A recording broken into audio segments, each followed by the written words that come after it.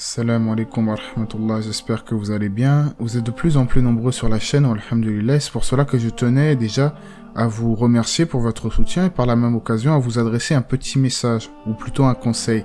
N'hésitez pas à lire la description d'une vidéo après visionnage, car parfois je ressens la nécessité de rajouter certaines informations pour plusieurs raisons. Parmi ces raisons, l'oubli. Parfois, il peut arriver que j'oublie d'apporter quelques éléments de précision plus ou moins importants, et vous vous doutez bien que je ne vais pas refaire une vidéo intégralement juste pour apporter des choses que j'aurais oubliées.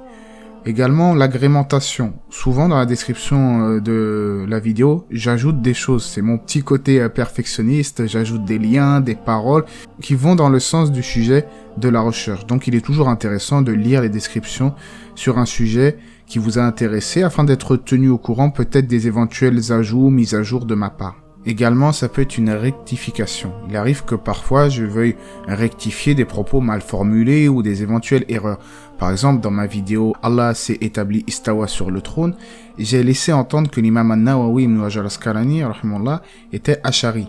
Or, j'ai bien précisé ensuite dans la description que même si on dit que c'est vrai, on le sait que ces deux imams rejoignent certes la croyance acharite sur certains points, il n'est pas juste de les décrire comme Ash'ari dans l'absolu, car l'Ash'ari c'est une théorie complète que ces deux savants ne rejoignent pas dans tous les points, alhamdulillah. C'est pour ça que les savants, Cheikh Ousaymin, ils expliquent que on dit certes qu'ils rejoignent la croyance d'Ash'arite dans certaines choses, mais on ne les définit pas Ash'arite dans l'absolu, et c'est ce que j'avais laissé entendre dans ma vidéo, c'est pour ça que j'ai rectifié. Aussi, par rapport aux sources, il m'arrive parfois de mettre dans la description des sources qui n'auraient pas été affichées au préalable dans la vidéo, afin que celui qui m'écoute puisse aisément retrouver les versets, les hadiths et les paroles d'érudits dans les ouvrages de l'islam.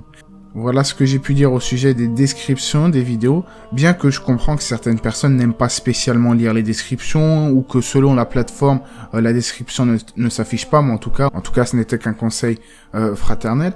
Concernant l'espace commentaire. Concernant les commentaires, du positif, alhamdulillah, de votre part, vu que certains postent des versets, des hadiths, des rappels, des messages d'encouragement aussi, et voire simplement des messages de salutation. Et ça, alhamdulillah, il y a une bonne interactivité dans l'espace commentaire. Après, comme l'auront peut-être remarqué certains abonnés, je désactive parfois, à l'occasion, l'espace commentaire pour éviter toute polémique sur des sujets particulièrement sensibles. Sinon, après, c'est la porte ouverte à toute petite querelle. Comme on dit, mieux vaut prévenir que guérir.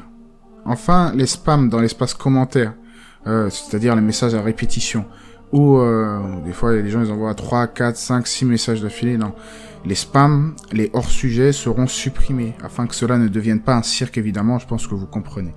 Et alhamdulillah, c'est très rare. Je tiens à finir cette vidéo en vous rappelant que vos idées de vidéos sur un thème particulier sont évidemment les bienvenues. Je m'en suis déjà inspiré parfois des messages des abonnés pour faire un thème en particulier. Donc qu'Allah vous récompense, prenez soin de vous, et Allah c'est mieux, que la paix et les bénédictions d'Allah soient sur le prophète, sa famille et ses compagnons.